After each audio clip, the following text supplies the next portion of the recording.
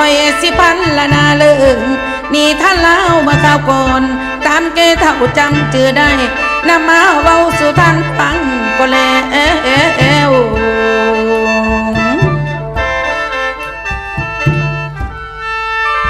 เพิ่นว่าตั้งแต่ข้าวก่อนพูนโลกลุ่มเมืองมนุษย์เฮานี่ยังมีท่านมีดินป่าดงยังซ้ำมีน้ำมีน้ำและผู้พาผู้ห้องเป็นเพียงก้อนหน่วยไฟเท่านั้นไหลเคลื่อนมาเลื่อนลอยสนา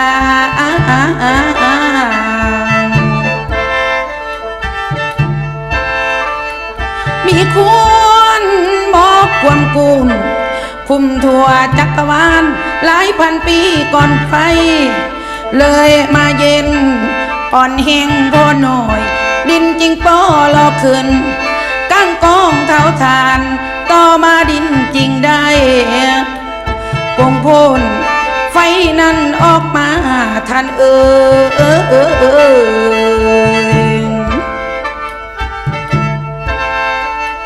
แผ่นดินเยอะทอห้อยไก่ต้นไม้ทอลำเทนหลายล้านปีกายมาก็เพ่นแป้งไปเลยเกิดแผ่นดินพื้นกว้างผู้พาปะทงมีแม่น้ำเกิดขึ้นทะเลโอยห้องเสสนา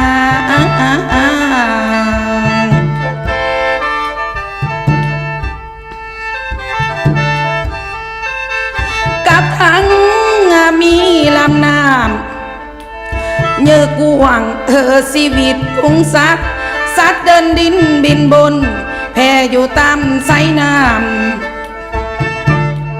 อยู่ทางทึงมีเมืองฟ้า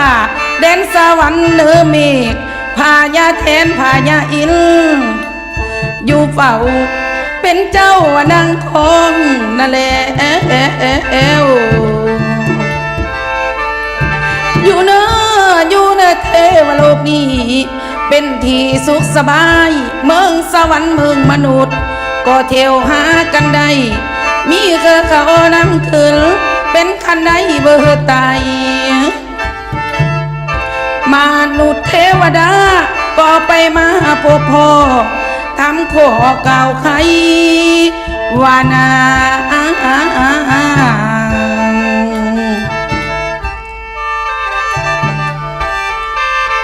ทั้งนี้พระอาทิตย์ส่องแจงเฮิงหุ่งยามกลางเว้นกลางคืนมีพระจันทร์ใสส่องเหยิงทางมีทิศเหนือทิศใต้ตะเวนตกตะเวนออกภูเขาสุเมนสูงดาดฟ้าใจกลางพื้นแผ่นดินนั่นแล้ว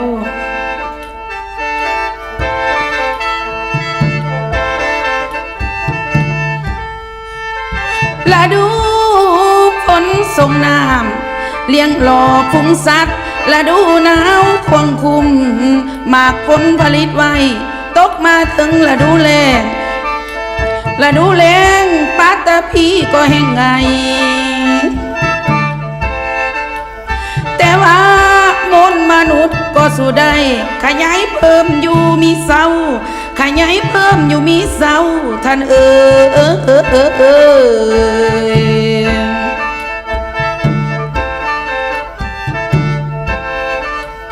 ทางลุมเตอพื้นน้ำแม่นโลกบาดาลเงือกนากูนางมัดสาอยู่ป้องเป็นเจ้าโอโนเตอแผ่นดินมีหมอกเตาไฟแดงอังเงอเปรียบดังอาเวจีโลกใหม่คนผู้บาปนาสนา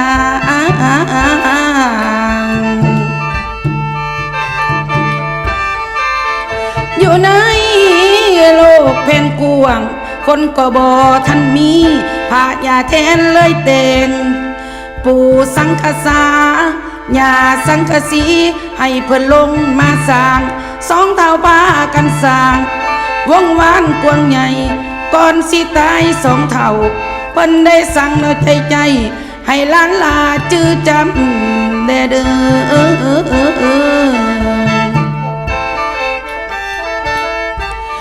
ว่าพวกเจ้าดักแนนสร้างตั้งแต่ความดีบัดเมื่อยามตายไปสิเกิดเนิสวรรค์ฟ้าไผสร้างความบดีไว้จะตกไปอยู่นรกขอให้พวกหมู่เจ้าหลานน้อยจื้อจำแท้เนอ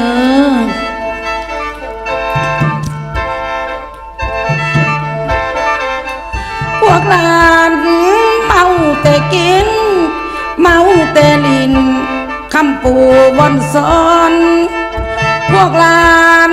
เมาแต่กินเมาแต่ลินลืมคำปูวอนซ้อนลืมมิตรพ้องประเพณีปู่ย่าเคยพาสร้างพายาแทนถึงฟ้าเลี้ยวเห็นก็แนงนายเพิ่นใส่โทษเพื่อเด็ดให้น้ำท่วมฝนเท่งว่าเล่งลงนั่นแหละผู้มีบุญก็ปบปีนไปขึ้นเข้ากาดหาแทนโอ้โนผู้บาปนาไปตามกรรมตุ่มตายไหลน้ำคำเอ้ยหลายพันปีกายไปแล้วดินดอนก็สมสื่นผ่ายาแทนจริงแต่งคุณลังเสิงลงสืบสางเมืองบ้านต่อไปเจ้า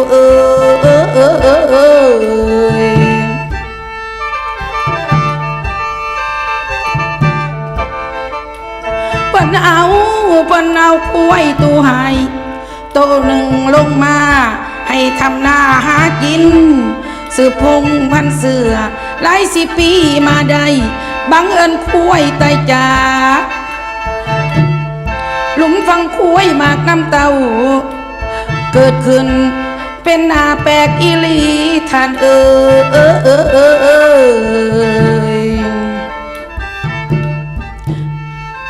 ลายมือมากน้ำเต้าเติบขึ้นเยอะซ้ำสี่หน่วยของเพน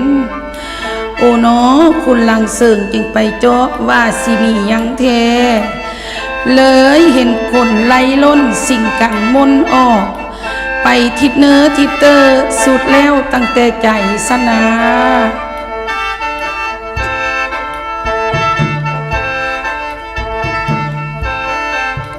คนออกจากน้ำเต้าเสือสาดแสงเดียวแบกแต่มีผิวพันธ์ต่างสีกันนั้นมีคนขาวดำเละสีเหลืองแดงกำต่างคนต่างแยกทาง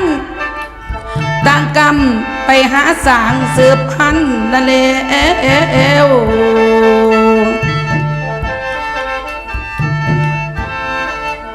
โอ้นอคนเราเฮาก็มีหลายเผ่าเสือออกมาจากก็เดียวกันปันว่ามีไตดำไตขาวผู้ไทยขามูขอมไตลือมีไหลแสงไหลจุ่มพันละนาก็ยาวยืดเพิ่นว่าจากนาน้อยอ้อยนูบอนเริ่มต้นคนเล่าตั้งสืบขยายสนา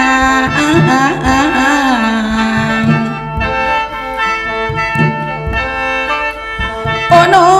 คุณลังเสิงพญาแทนให้มาสร้างเสือเผาวงศาอยู่เล็บตามสายนาทีวงเสของห่วยประเพณีหักษาไว้ของงานนี้ของปู่ย่าไหวเจ้าแทนไหวเจ้าฟ้าพญานำนากูท่าน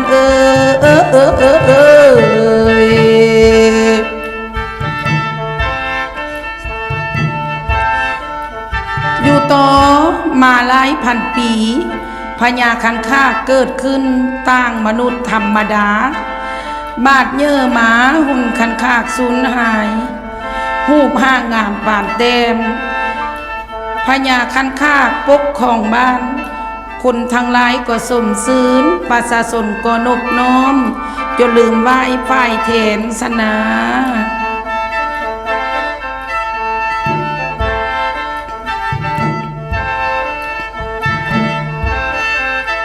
พญาแทน เพิ่นเครียดแค้นเลยใส่โทษกะทันหันเหตุบ่ให้มีฝนตกใส่โลกากองดินดอนหนองของห่วยเบิ้นวังนำเคินขาดสิเหตุนากะมีได้บ่มีข้าวเพื่อสิกินท่าน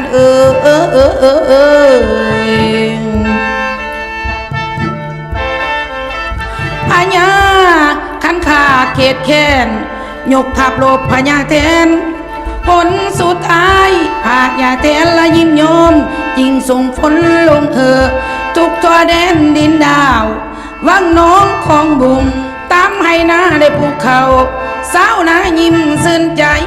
แท้แล้ว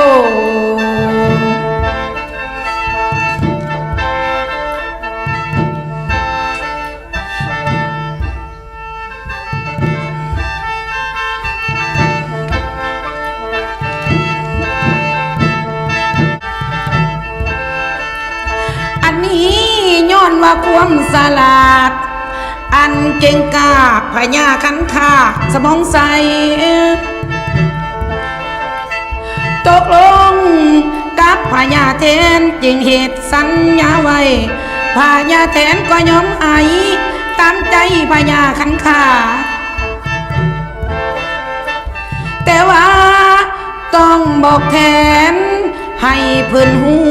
สิยอมให้ทุกประการ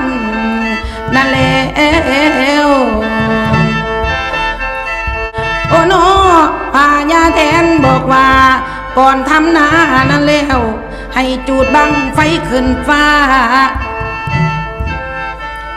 เพื่อว่าจะขอฝนให้นาขึ้นลินน้ำน้องเมืองบนสีส่งฝนลงเมื่อนำนามีแล้วฟุ้งคานากบเขตให้พากันห้องขึ้นว่ามีน้ำละอยู่นาแล้วเด้อ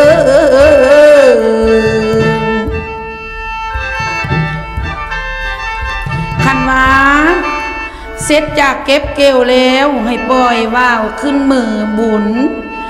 ข้าวเตือนสุ่มพญาแทนว่าฝนนั้นพอแล้วเก็บเกลคูณควันเข้าอย่าลืมคุณพญานาคเฮ็ดบุญส่วงเหือไหลไฟเพื่อไหว้นาโคนั้นบ่ลืมเพิ่นเน้อ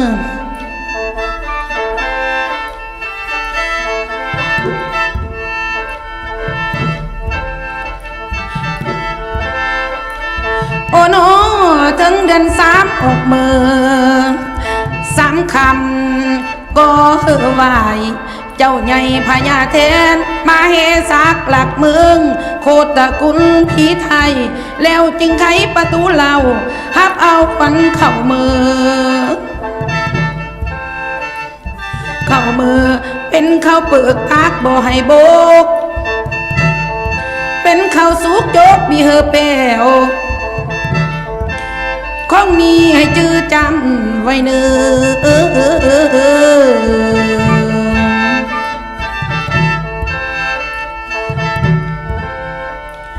มือเดิน3 ออกมือ3 คำนี้เคยมีสิ่งอัศจรรย์เส้นว้าคกปงหากซากปงเบอโหสิงเขอมีดอกกบบ่มีปากนาคบ่มีหูขี้หากเกิดขึ้นสัวซังพับหูสัวงูแลบลิ้นบ่เว้าลิ้นมีแท้อีหลีทานเอ๋ย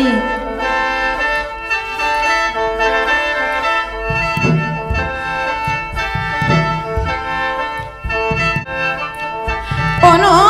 ให้ชาวบ้านสืบไว้ฮิเก่าของอันนี้เอากองตุ้มกองหางมาตีแสงแขนสไนพร้อมแหนพากันฟ้อนถ้าไว้แทนเพิ่นเบิ่งว่าซุ่มเอาออกจากเงาเต้าปุงนั้นบอนเดียวกะผิดของตั้งแต่กี้หักษาไว้มีลืมหักษาไว้มีลืมท่านท่าน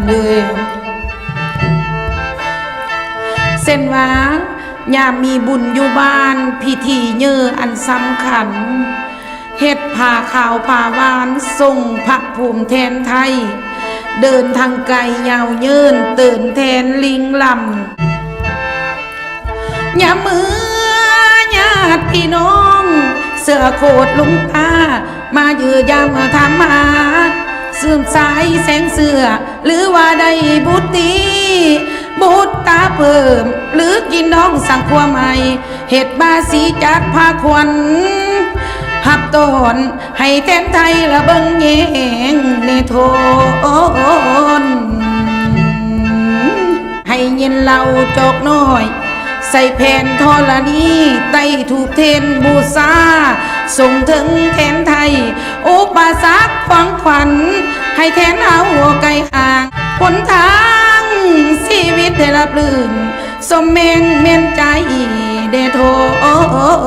น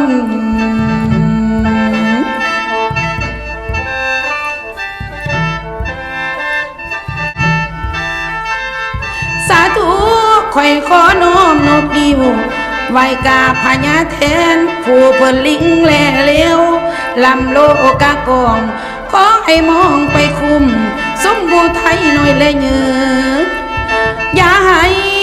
ให้โพยพญาไทยมาไกลเบ็ดเบนเนโทน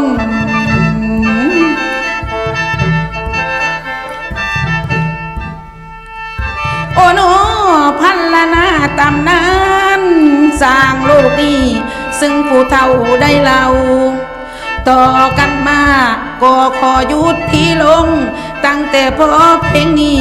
ขอลูกหลานเล่นละเยาวชนยุคใหม่ได้ตึกต้องให้แจ่มแจ้งในเรื่องที่เรามาเนี่ยเนื้อ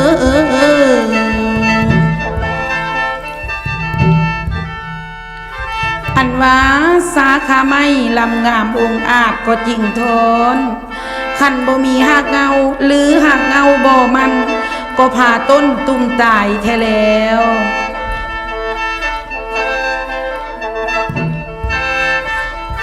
อันว่าสาขาไม่ลำงามองอาจก็จริงทนขันบ่มีหักเงาหรือหักเงาบ่มัน